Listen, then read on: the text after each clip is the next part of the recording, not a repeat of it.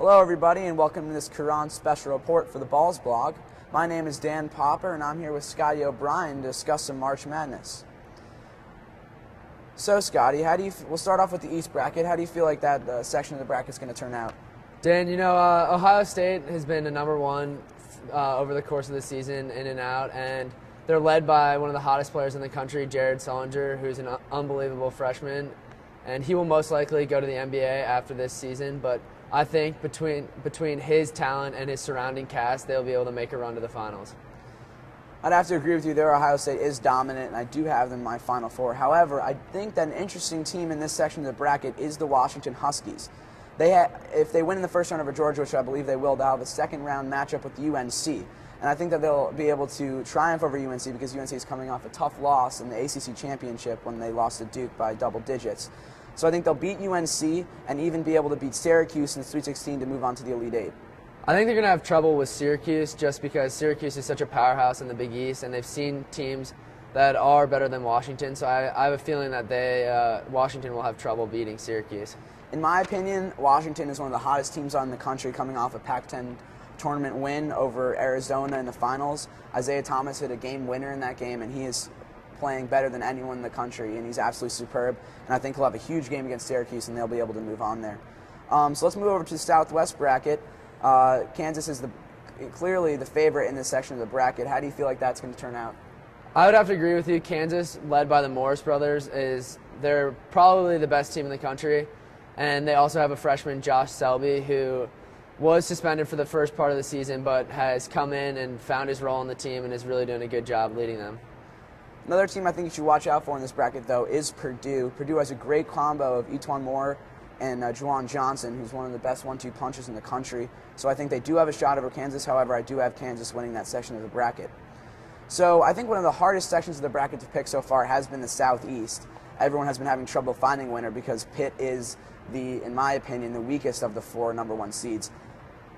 Who do you think has the best shot of winning that section? Out of the Big East, I have St. John's making a run. I have a feeling they'll win their first round game against Gonzaga, and then they'll face BYU in the second round. And since the recent allegations from the BYU team having lost their big man, I have a feeling that St. John's will have trouble. I have a feeling that BYU will have trouble beating St. John's without that inside presence. I do agree with you that the loss of Brandon Davies is huge. However, St. John's did lose DJ Kennedy in the Big East tournament. He's their number one rebounder and second best scorer, and I think that's really going to hit them. I think Jimmer Fredette's going to have a huge game against St. John's, and they're going to move on there. In my opinion, I think the team you have to look out for here is Wisconsin. A lot of the experts have been picking Belmont in that game. However, I think Wisconsin is a very, very underrated team. They play great defense. They have a slow tempo, two things that are essential for an NCAA tournament run. And if you look at their entire body of work, they have wins over Illinois, Purdue, and Ohio State, all top teams in this tournament. And I think that those three wins really show that this Wisconsin team can do something in this tournament. That's why I have them going to the Final Four. I have Wisconsin losing to K-State. I just have a feeling that they're not going to be able to do it in the postseason. And in my Elite Eight, I have a Big East matchup between Pitt and St. John's. I think that would be a really good game if it turns out, and I have Pitt winning that game.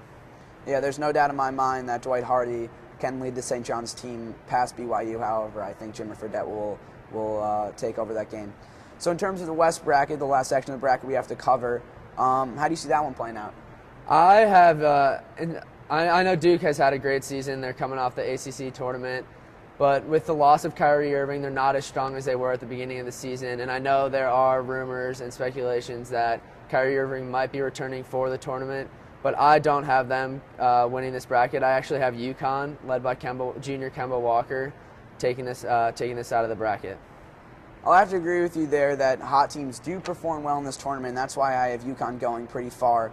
You have a bunch of hot, really good teams in this section of the bracket, and Duke, UConn, San Diego State, all excellent teams. However, I think if there's a chance that Kyrie Irving comes back, Duke will just be too much for any of these teams. Although I do have Kemba Walker and the UConn Huskies advancing to the Elite Eight. A game that I think that we should look out for, though, in the first round is Texas versus Oakland. Oakland has a nucleus of very experienced seniors who have been here before, and I think there's a good chance that Texas might overlook Oakland, that Oakland could take that first-round game.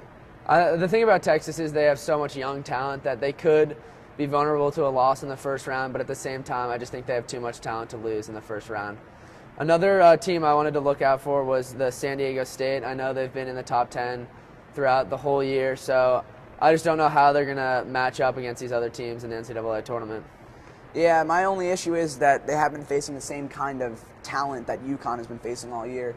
UConn has played the best teams in the country the entire year, in San Diego State, although they've had some big matchups with BYU, haven't really played the same kind of talent, so that's where that can come in. However, they do have one of the best coaches in the country in Steve Fisher, so I feel like that the UConn-San Diego State game will be big for this tournament.